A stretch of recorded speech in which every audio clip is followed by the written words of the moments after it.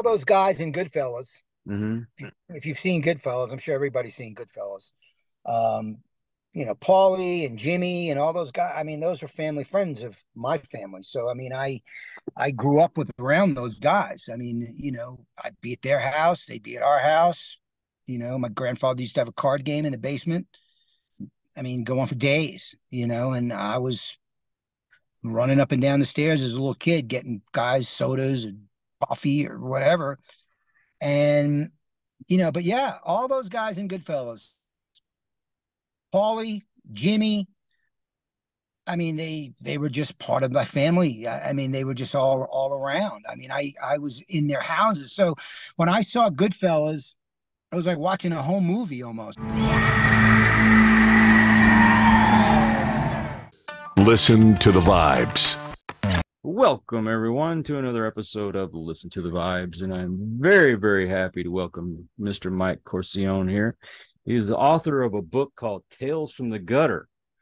And I am very interested to hear some of these stories, as much as you can share without giving the book away. But before we do that, tell us a little bit more about yourself, sir. Well, my book is based on my life in music, starting out as a kid and a teenager and a fan and somebody that was religiously going to concerts and cashing in back in the day when you could cash in soda bottles for a nickel. You did whatever you had to do to get a concert ticket. So my book kind of covers that. And then how I became my first entree into the music business was I was a DJ in a nightclub. It was an after hours bar, which is an illegal bar. I was 17. This is 1978. And after hours bar is just illegal. It doesn't pay taxes. There's no liquor license. You can stay, they stayed open. They would open at 2 in the morning and they would close at like noon the next day. So that was how I started as a DJ. And then I was playing disco music. This is the late 70s. And then I just started, I really wanted to be a DJ. I was very in tune to playing music for people, not on the radio, but in a nightclub environment. So I started out that way and I worked my way up to, I was playing in clubs on Long Island in the early 80s that held, 3,000 people. I'd end up meeting record company people and guys would stop by and ask me to play a record. Hey, can you play this record for me? Blah, blah, blah. So I met a lot of people in the record business. Around the same time, I got a job working for a record distributor. And this is like 1979, 1980. And a record distributor distributes product records to stores. This distributor dealt with import music. So they imported music mostly from Britain, Germany, Europe, some Japanese stuff, and then they would sell it to stores. And this is an era when there were thousands of record stores. So I started working at this distributor, getting all the hottest import product, test pressings of things that Depeche Mode and Dancing with Myself, Generation X, and all these early, post-punk records that I was playing in the club. I would get these records from working in this record distributor. And that's how I started. I was just really hungry and really driven to be in the business in some way, shape, or form. I ended up, that distributor that I worked for, the record distributor was called Important Record Distributors, IRD. They ended up starting their own record label called Relativity Records. And then they had a sub-label, Combat Records, that did all the thrash metal stuff. Yeah. So we were distributing and we had, the big Relativity record in '87 was Joe Satriani, Surfing with the Alien. But you also had Megadeth and Exodus and Possessed and all these thrash metal bands because that was hot, especially on an indie level. Warner Brothers wasn't signing thrash bands, in that time. It was indie record labels. So I ended up becoming the director of promotions for Relativity and Combat Records in '87, which led me to work for LA Guns. I became their road manager in late '87 into '88. But everything I've done and everything I talk about in my book comes from being a DJ. I wanted to be a DJ and everything else just kind of fell in my lap. and I just followed the path, man. That's And pretty much how I got going. I see that you talk about Twisted Sister in your book, and I Yeah. actually had JJ on my show. Nice. Yeah, nice guy. I was very surprised at really how like business savvy and intelligent that guy is. And I took him as this party animal, and he said, no, he really wasn't. Wow. Wished I'd kind of known that back in the day. Yeah. Well, I mean, I talk about Twisted Sister when they were a club band, when they were, Mm-hmm. I mean, people that don't know, I mean, there's a great documentary on Twisted Sister called We Are Twisted Fucking Sister. Great I was documentary. interviewed. I was interviewed for that documentary, but I talk about the club days when they played for 10 years, 3 sets a night, 5 nights a week before they got a record deal. They were a club band playing cover music. Led Zeppelin, whoever, AC/DC, Black Sabbath, Aerosmith, Judas Priest, and they slowly worked in their own original songs. And I mean, they got to be the king of the club world. I mean, in that age, you're talking late 70s into the early 80s. The drinking age in New York State was still 20, was still 18, and there was no picture on a driver's license. So you can imagine, I mean, there were kids out at 15, 16. Every place was filled with fake IDs. So Twisted Sister had climbed the 10 years of slogging it out on that cover band circuit, and they got to the point where they were the biggest band in the tri-state area, New York, New Jersey, Connecticut, selling out rooms that held 3,000 to 5,000 people, selling them out. No record deal. Still playing. I would say by that point, by like 81, 82, Twisted was doing like half covers and half originals. But they were the biggest. I mean, they were making insane money, $10,000, $15,000 a night. I mean, in 1980. They were an incredible band. I spent many nights going to see Twisted Sister. Me and my buddy Bruno, who's he's in the band Danger, was in the band Danger. Now he's in a band called the Defiance. Me and Bruno would go see Twisted Sister all over. I mean, we'd drive 2 hours. We didn't care. Snow, didn't matter. Twisted was an incredible, never see that again. They were like a freight train running you over every show. It was incredible. A very, very big influence on me was the early club days, Twisted Sister. And then they ended up getting an independent record deal in England, which led them to get a deal with Atlantic Records. But once they signed their record deal with Atlantic, they had a huge hit with Stay Hungry, and that was Mm-hmm. it. That was the end. I mean, the beginning of the end was signing the major label record deal.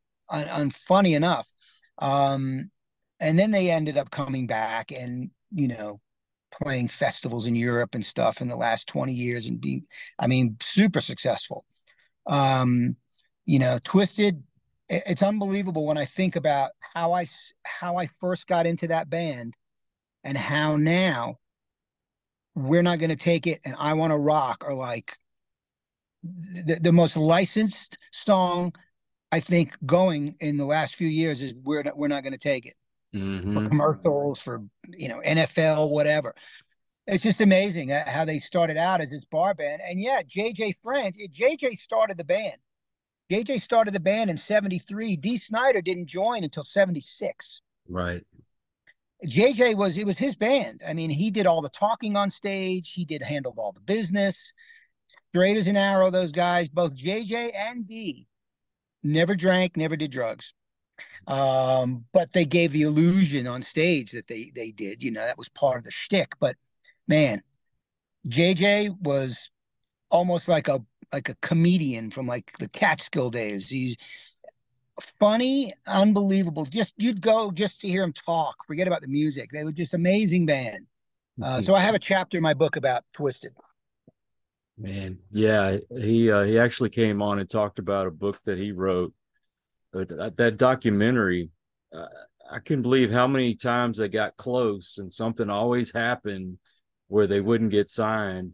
And they even, I think, had signed a contract or was about to, and the guy had a heart attack on the way back on the airplane, I believe, when how the story went. Yep, yep. The guy had a heart attack on the plane. Jeez, man. Yeah, they were just, there were two types of bands and two types of circuits. There were people that played in Manhattan that played original music. Very, very different scene.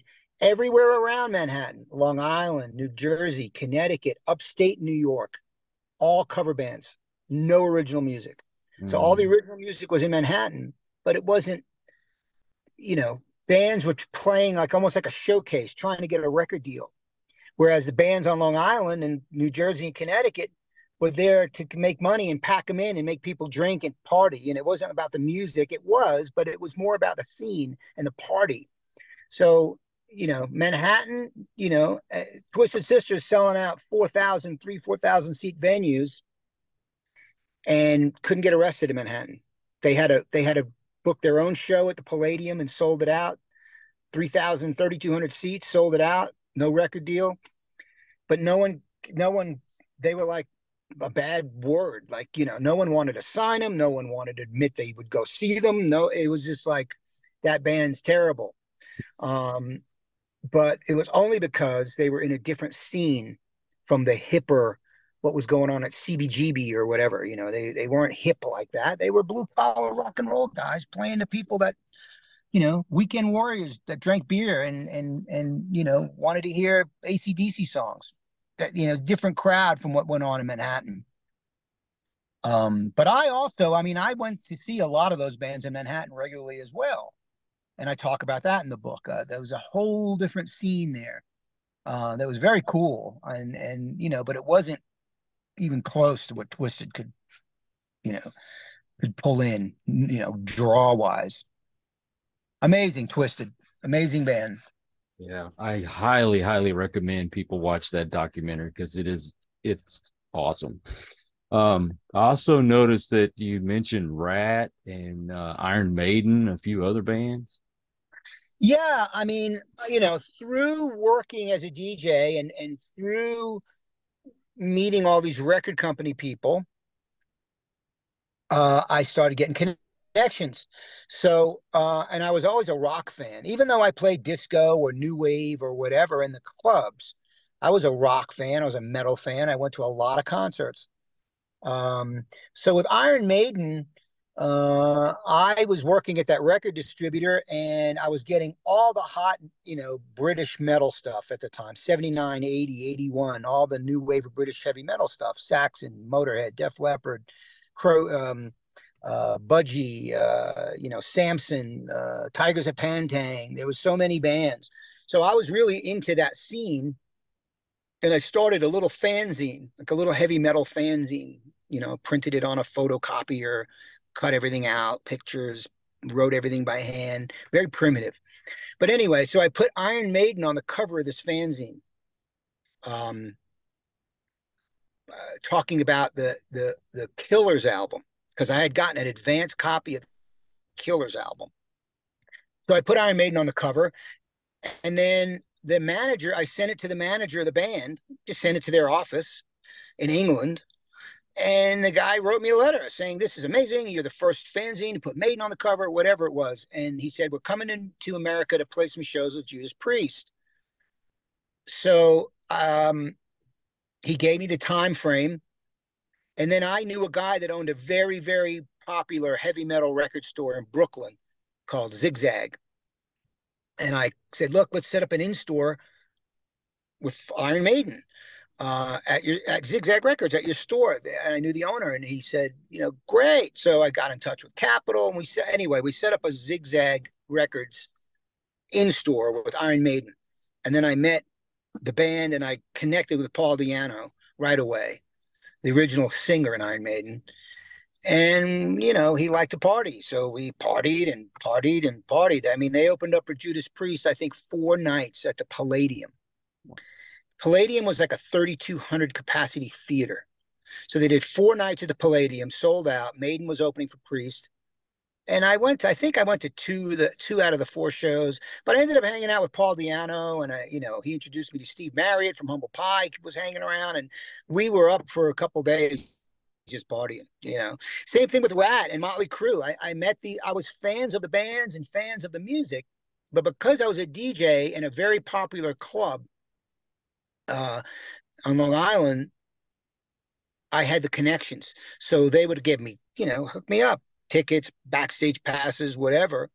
So through that, I met the guys in Mötley Crüe and Ratt, and those guys in those days were maniacs. Like, just, I mean, I've been around a lot of, in my life, celebrities and musicians and actors, and and I've seen people party, and Mötley Crüe, the Tommy Lee and Nikki Sixx specifically, were just out of their minds. It was like a cartoon. It was like almost cartoonish. It was so over the top, and we just connected and partied and did drugs and just So it was and I have pictures of all this stuff. That's the other thing.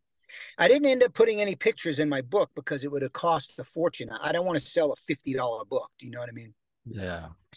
So the book, the companion to the book, is my Instagram account, 1985 Road Dog. And on that Instagram account is all my photos of partying with all these bands, and then a lot of LA Guns, because I became the road manager LA Guns in late '87. Went out on tour with them for their first tour in '88. So yeah, I just tell my story. I'm working as a DJ, but I'm hanging with all these bands, and my friends are now that I grew up with are in bands that got record deals. Kelly Nichols, a bass player in LA Guns, was a roadie for my friend Bruno and Steve, the Danger guys. He was a roadie for their band. They had a cover band called Hot Shot, and Kelly was the roadie. That's how I met Kelly. And so we all go way back. So it's just it was so there was like a like a 10-year span where it was just everybody was doing good. All my friends had gotten in bands, gotten record deals. I was working for record labels, and I started working for bands. So there's about 10 years where it was just everybody was just living because, we were all on a roll. Everything was happening for us. And I talk about all this in the book. But, the Mötley Crüe stuff is people are really interested in that because of the success of their movie and their another reunion tour, whatever many reunion tours they're on now, I don't know. But, people want to hear these Mötley stories, and I have the photos to back up all these stories. I mean, people go, how did they let you take pictures of them snorting cocaine or whatever? I'm like, they didn't care. They were like, take more pictures. They were like, we don't give a shit. So that was the thing about Mötley Crüe. Mötley Crüe weren't the heaviest. They weren't the best band. They weren't the most talented band. But they were out of their minds. And that is what people were attracted to. These guys are crazy, drugs, girls, crashing hotel rooms. It was almost like a return to like the days of Keith Moon or something. It was very over the top. And it was almost like that. That is what made Mötley Crüe popular. Yes, their looks and their stage clothes or whatever it was. But they were so nuts. They were like, they would do anything. They were like, it was like a cartoon. So I understand the attraction of why people want to hear and see pictures and hear stories about those days, because we live in a super PC world. It's like, you can't do or say half the things anybody used to, Yeah. I'm not saying that's a bad thing either. There's some things people should just, be respectful or whatever, take into account people's feelings or whatever. But, it was nuts. It's like, well, how come there's been no Me Too movement with all the rock stars? I'm like, because no one forced any of those girls to do anything. They were more than willing. So, it's just funny how rock stars just, kind of got a write off on all that stuff, and it'll never happen again because everyone's got a camera on their phone now. So, no lie. Yeah, the heyday of all the heavy metal and everything. I was in high school, and Right. it was like a badge of honor to wear a concert shirt with bands like Mötley Crüe and all the other party bands. And that I don't know, it gave that illusion of you're some tough guy, and yeah, I party too, and that's what we did on the weekends. Was everybody was getting drunk, everybody was getting high, and we partied way too much. I don't know how I'm still alive from all the drinking and drugs that I did from back then.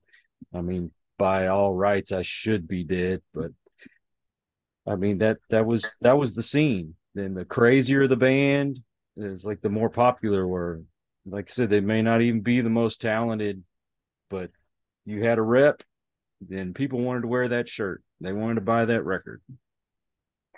Absolutely. I mean, Motley were over the top with all that. I mean, if you really examine some of the stage raps that Vince Neil would spew in those years, 84, 85, in there, I mean, he was insulting half the audience and people would just yell and, yay, more. It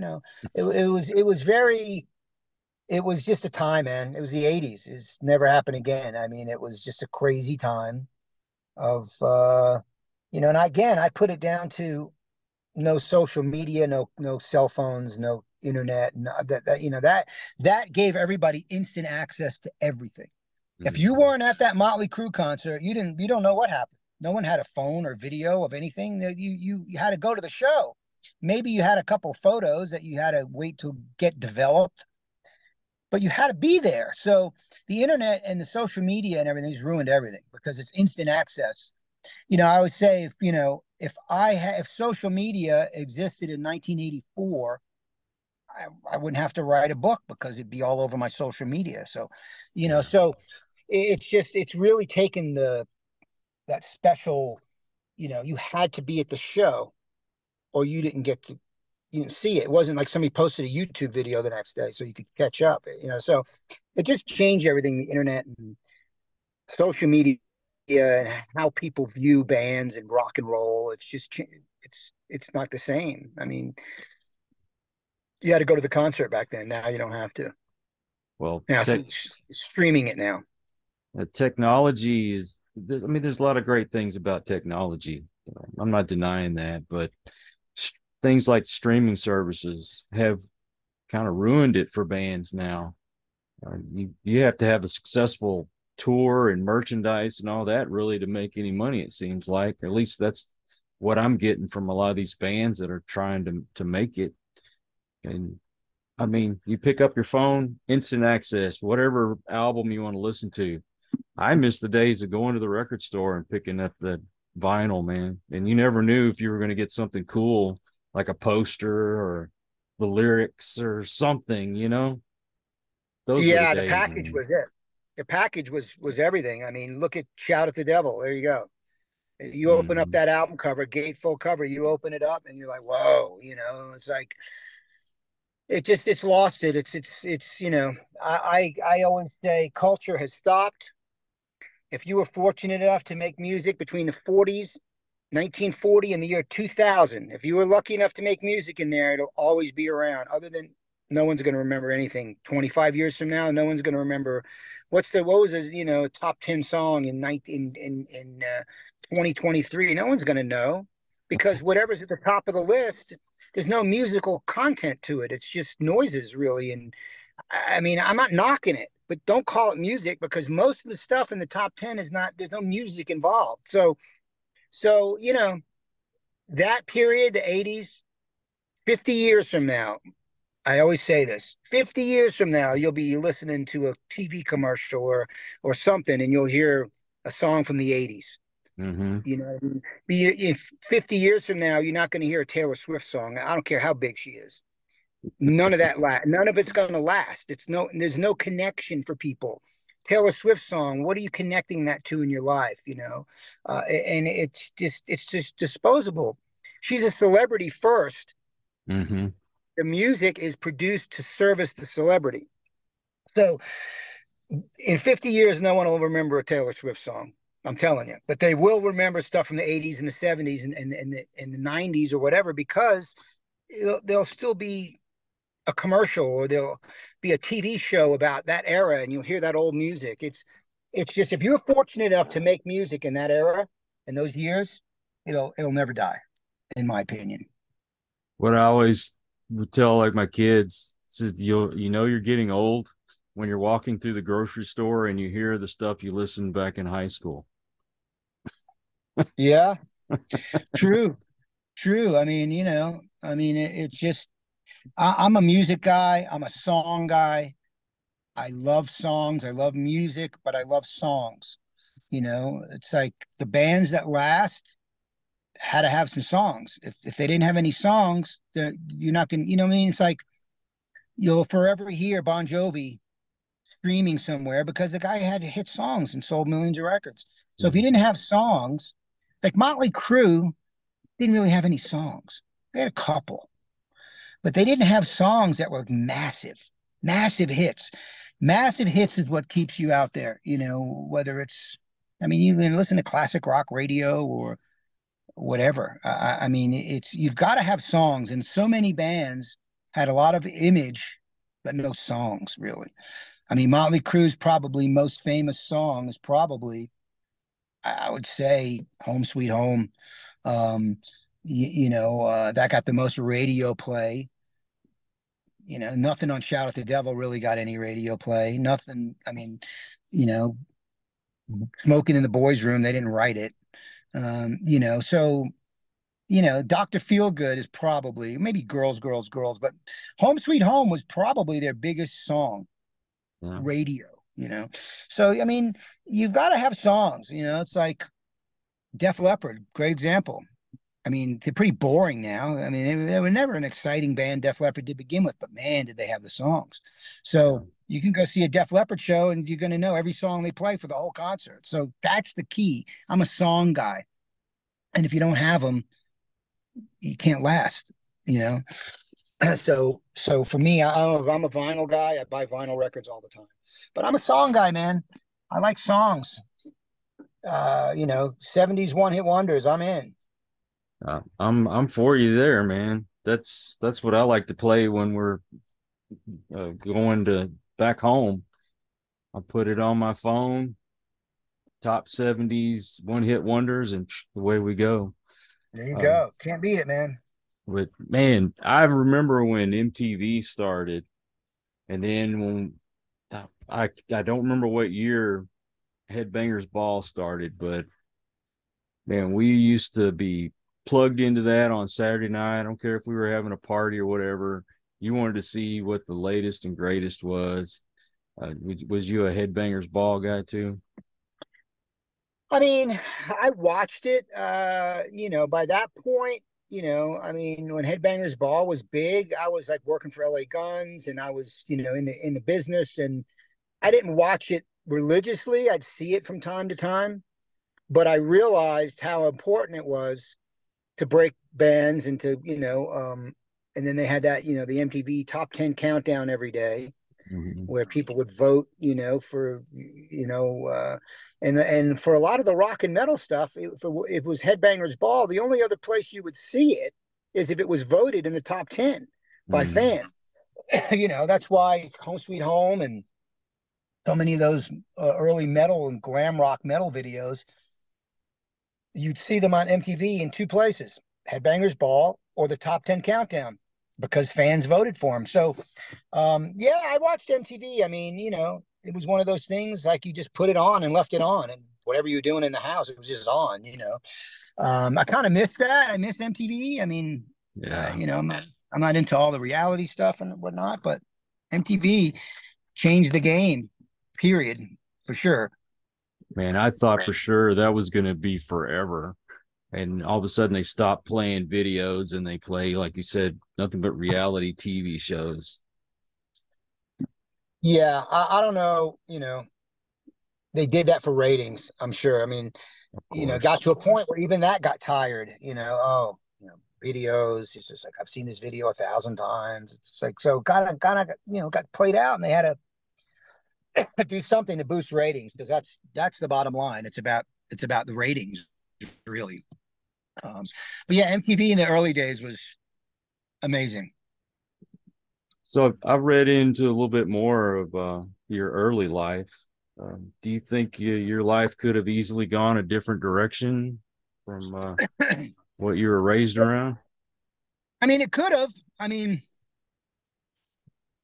I think that I was never personally put out to be that kind of a person. Uh, Somebody that was, running afoul of the law or whatever you want to say. I mean, I was never that person. I was a music nut from 5 years old. I mean, I was just into music, and that was my drive. That other life of my family and how I was raised is just that's just the family I was raised into. I was influenced by it, I'm sure, yes, but I never wanted to do anything but listen to records and play music for people. I mean, that was it. So that was my drive, and I think that helped me help me keep away from the bad stuff, and excuse me, gave me a reason and a direction, something to strive for, and that just kept me going. But yeah, I mean, a lot of my family and friends and relatives and cousins and lost a lot of people young. They couldn't escape the, you know, dysfunction of what they were born into. And, I'm one of I was always the black sheep, man. I got out and survived it all. And, you know, again, I'm a guy that believes things were meant to be. Why did this guy die at 20 years old, and why am I still here? So it's just meant to be, man. I believe in karma, and I believe in you reap what you sow. Um, I was wild and crazy, but I was never malicious, trying to hurt anybody, or that was never my intention. Um, and I'm still here. So, I mean, I guess whatever path I took and how I did it, it worked. Right. Now, did I read correctly? The Your family was written into the movie Goodfellas, Wasn't written into the movie, but or it was all based. those all those guys in Goodfellas. Mm-hmm. If you've seen Goodfellas, I'm sure everybody's seen Goodfellas. Um, Paulie and Jimmy and all those guys. I mean, those are family friends of my family. So I mean, I grew up with around those guys. I mean, I'd be at their house, they'd be at our house. My grandfather used to have a card game in the basement. I mean, go on for days, and I was running up and down the stairs as a little kid, getting guys sodas and coffee or whatever. And, but yeah, all those guys in Goodfellas, Paulie, Jimmy, I mean, they were just part of my family. I mean, they were just all around. I mean, I was in their houses. So when I saw Goodfellas, it was like watching a home movie almost. It was like, you know, I knew all these people, I mean, they're all gone now, they're all passed away, but I grew up in that world around the same guys from Goodfellas. Um, you know, like they were just your uncle or something, they were always there. So it was very, you know, um, that world, uh, kind of gave me also, uh, entree into the nightclubs, because the nightclubs, especially then, every club was mob backed. There was wise guys in every single club. They're just the way it was. Um, so I kind of, was able to navigate that world, and and I had a certain street smarts about me from seeing things and knowing how things worked. It's almost like, you don't want to go over there, stay away from that. Don't go over there, stay away from that, or leave those guys alone, or whatever it is. You just know. I knew, like, so I was able to navigate that world, and um be very savvy to how things work. Why do clubs pay protection money to the mob? well, if you don't, they'll come break your place up. Well, so I've seen that. So I've seen that happen a couple times where a bunch of wise guys would send younger guys down to break up a place. And I always knew. I knew as soon as they walked in the door what was going to happen. I could just feel it. These guys are going to bust the place up. Mm-hmm. And they would bust the place up, and they'd break everything and smash bottles, and if you got in their way, they'd smash you. So the reasoning behind that was, if you don't pay us protection, this is going to happen every weekend. So I was just really in tune to that life and how that life worked. So I was able to navigate it all and be unscathed by it, because I just knew those people. I mean, sure, if somebody gave me crap, I knew what to say. So I grew up around those people, but I was not of those people. I just knew how it all worked, but I wasn't one of them. But I was raised in that environment around all the guys from Goodfellas. I mean, it's funny. I mean, I was over at Paulie's house many times as a kid. He lived on the ocean in Island Park, Long Island, just swimming in the ocean outside his house. Like, so, this is just how I grew up. So for me, it was very normal. But I was not one of them. I just was raised in that world. Mm. What would you say has been the biggest struggle you've had to overcome in your life?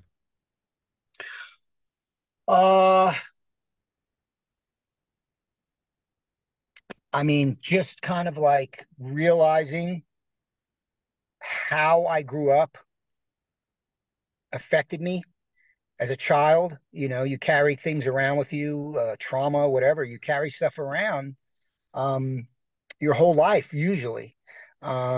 But shedding that stuff, that's why I wrote my book, was to kind of like just get it all out there and like be done with it.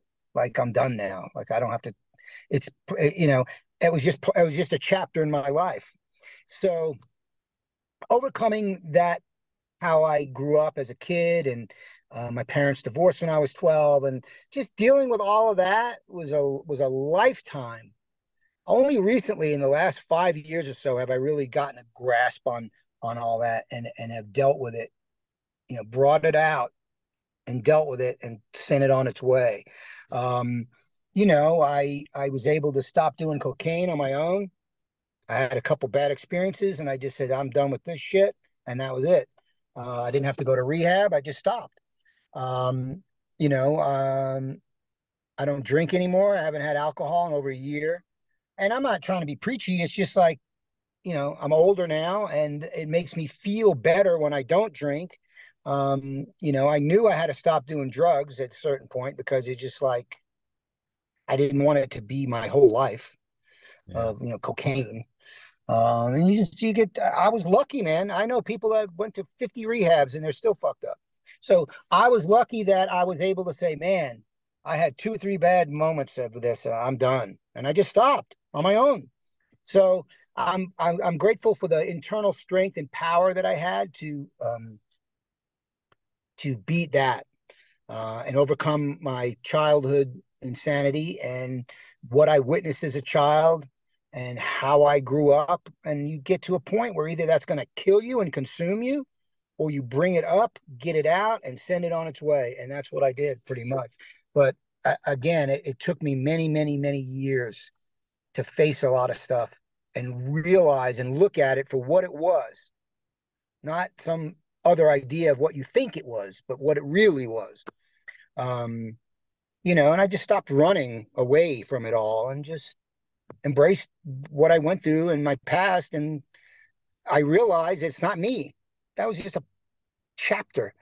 If people that know me from then, they know a person that doesn't exist anymore. That person doesn't exist anymore. The person's gone, man. There's a new version now. So it's just a lot of that. I've learned change is inevitable. Yeah. To resist change is to resist life. And change calls the tune that we dance to. so many people resist change, and you can't, man. You've got to let it, you got to let it out, and you got to let it go, and you got to just not be, you know. I know people, relatives of mine, that you for them it's still 1970. Like nothing's changed. So Yeah. I was never that way. I believe you need to morph and change and welcome change and accept it, um, to better your life. Yeah, I tell you, it took me having a heart attack at 36 and uh, eventually getting custody of my boys for me to change. And now I have grandkids. I don't want my grandkids seeing grandpa drunk all the time or high all the time. And Yeah, I'm like you, man. I'm done with that stuff. I didn't go to rehab either. I walked away from it, and don't. The only reason why I don't regret going through what I went through is that I can talk to someone who's going through the same problems and not BS them. You know, I had somebody on here who was a counselor, and I said, when you're on drugs or alcohol and you're talking to someone to get you to help you get off of it, you can tell if they've ever experienced what you've went through, and you're gonna listen more to somebody who's been through it and got out the other side than somebody just read about it in a book. absolutely. The personal experience is key. Mm-hmm. Um, it's that's key is to have lived it.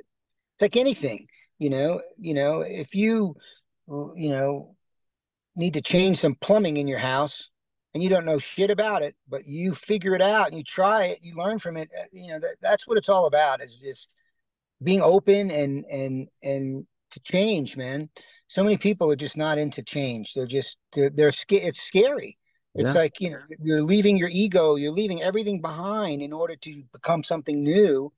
It's like, but for me, it was a gradual, very gradual. It wasn't like, I woke up one day and, a beam hit me from the heavens. It was just a gradual knowing and learning and realizing what life's about. Mm-hmm. Um,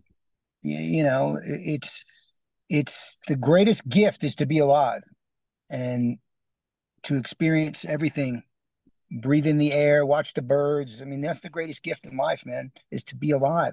It's a privilege to be alive on this planet. Um, Mm-hmm.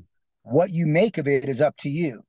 You've got to shed the ego, and you've just got to follow the spirit, man, and your intuition. And if it feels wrong, if it feels bad, it usually is. So True. I've always been a gut guy. I've ignored my gut for many years, but not anymore. Now, when my gut tells me something, I listen. Yeah. Your brain will get involved, and then you just screw you all up. Boy, that ain't no lie. Well, I Yeah, ain't gonna. I won't lie. I tripped a few times and went back to the drinking and whatnot. But as far as the rest of it goes, I mean, I haven't touched alcohol and I can't tell you how long. But I don't mess with any kind of drugs anymore, and I don't miss them. I enjoy life being sober. absolutely, man. I mean, to each his own. Everybody's path is different. What's good for Mm-hmm. you and me is not good for someone else. You've got to do what's best for you. There's no blueprint for it. You've got to just feel it and know. Um, I try to help people if they want my advice, but I always tell them what worked for me might not work for you. So, you've got to find what it is that's going to work for you. What what Mm-hmm. what what gives you purpose in life? Some people have no purpose, man.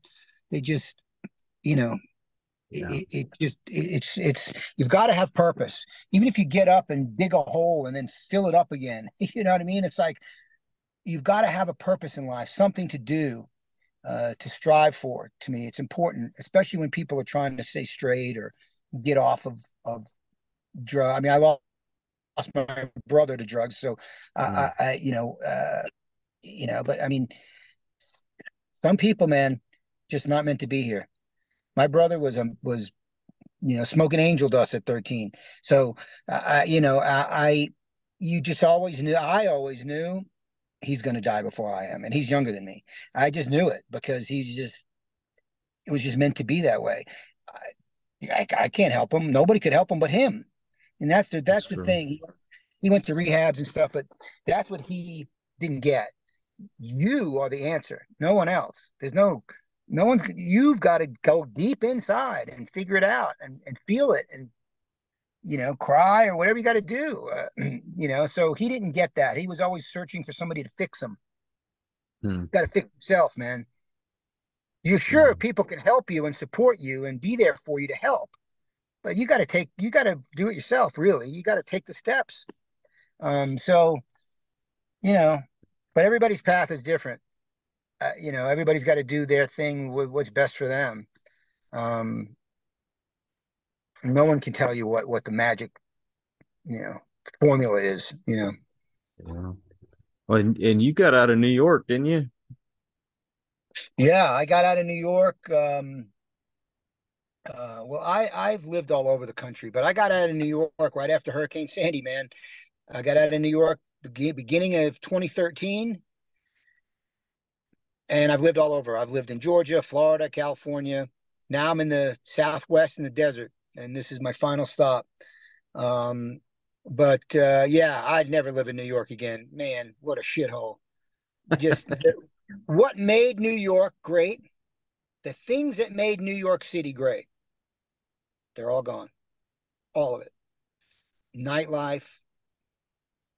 I mean, after the pandemic and all the crap, and now the crime is insane in New York. It's worse than it ever was in the 70s and 80s.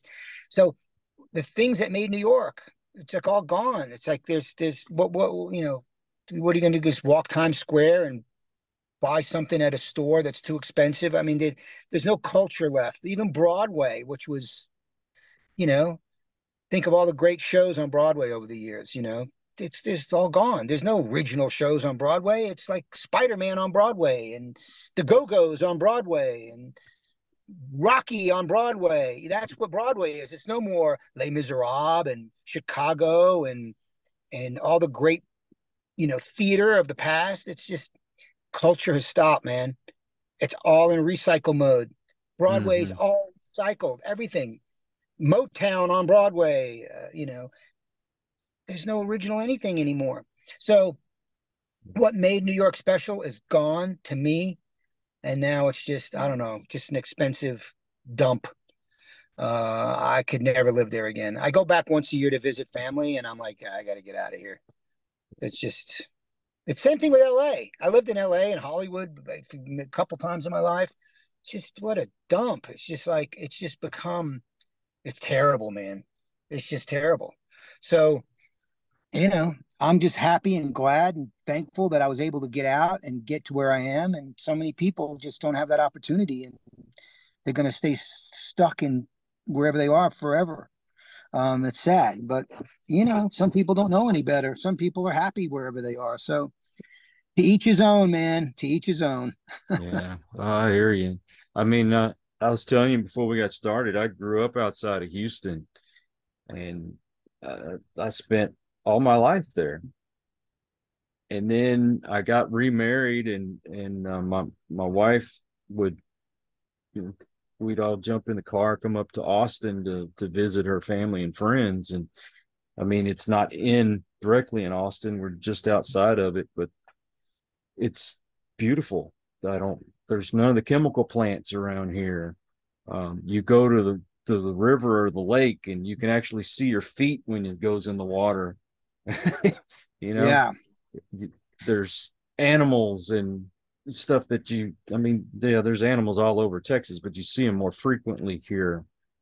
The house we moved in when we moved up here, I, I had to watch going in the backyard because there's a mama rabbit that comes in and burrows little holes and has her babies back here.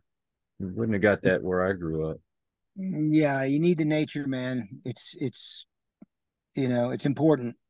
It's important, but a lot of people, especially if you're young, you could care less. It's like most people that are young are into whatever's hot and flashy. So, Mm-hmm. as you get older, if you are able to get older, you're like, yeah, I, I need to be around nature, man. And it's a good thing. It's a good thing. I've been all through Texas, man. Been to Houston a few times and Austin, and I've been all over Texas, man. Killeen, Texas, you know where that is? I have been in Killeen. Yep. I mean, when I was on tour with LA Guns, I mean, you go into Texas, you'd stay in Texas for a couple of weeks. Just it's so big. You play all over Texas. You'd be in Texas for a couple of weeks just playing every night. Right near Killeen, I think there's an army base there or something. Yep, sure is. And it was all army guys. I remember that. Texas, man.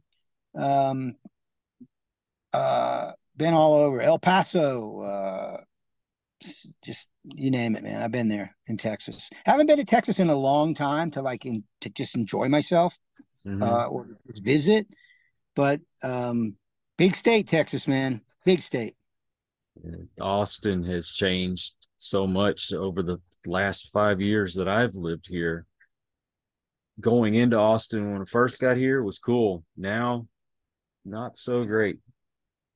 Yeah, I mean, you hear the same thing about Austin that you hear about LA and New Mm-hmm. York and Chicago and Portland and Seattle. We ain't gonna say what it is, but it's terrible, man. I mean, um, and I would never have thought Austin, Texas would be one of those places. It's like I used to live in Asheville, North Carolina, Mm-hmm. which is just beautiful town, Blue Ridge Mountains. I just read an article in the New York Post about Asheville, how the crime is just through the roof. The city's gone down the tubes because they had over 100 cops quit. I believe it. So I always say I don't care what side of the aisle you're on. None of it is any good if you don't have law and order. If you don't Right. have law and order, and there's not order in the streets, and people aren't getting arrested and going to jail for things that they should go to jail for, I mean, without law and order, it's just anarchy, and that's what you have in these cities. New York, they let everybody out for it. I mean, you can murder somebody and there's no cash bail. Let them loose. It's insane Yeah. what goes on. So, you know, um, I haven't been to Austin in a while, but last time I was there, I noticed that it was growing, more buildings and stuff. But Mm-hmm. now I've been hearing some stuff about Austin that's not so great. It's like I don't know, man. I don't know. It's a whole different discussion there. Yeah, I could do a whole podcast on that alone. But Yeah. we live in between Austin and New Braunfels, and it's I'm 10 minutes from the river, maybe 20, 30 minutes from the lake. I go out there, put my feet in the water, and that's how I ground myself and get away from everything. And I didn't realize how much I needed nature to keep my sanity. If I was still living near Houston, I don't even know if I'd still be here. Yeah, you can just go out and sit outside and listen to the birds and watch the clouds roll by and watch the lake. And it's just very, very therapeutic, man. Very therapeutic. So I totally get where you're coming from there. And if you'd said 30 or 40 years ago that I would be enjoying growing my own vegetables and flowers and spending my time watching all the birds, I would have told you was nuts. I would be right with you. They would think I was nuts from saying that. It's just, but again, you changed. So change is good. You've got to be natural with your change and let it flow. And if it feels right, you go with it. It's like so many people are afraid to change. They're like, what is anybody going to say? They'll think I'm crazy. I want to be in nature, whatever it is. So change, man. Don't be afraid of it. Embrace it. That's what I say. And never even thought I'd live to be a grandpa, but I'm enjoying being a grandpa. Nothing like having grandkids, man.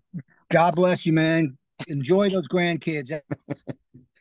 That's the future right there, dude. That's the future of the world, those grandkids. So embrace them, love them, teach them right. Hear you. And man, do you have a website, or do you just do you have a site to sell your book? Probably the easiest way to get in touch with me is if you go to my Instagram, 1985 Road Dog. And then there's a link in my bio of my Instagram for my link tree.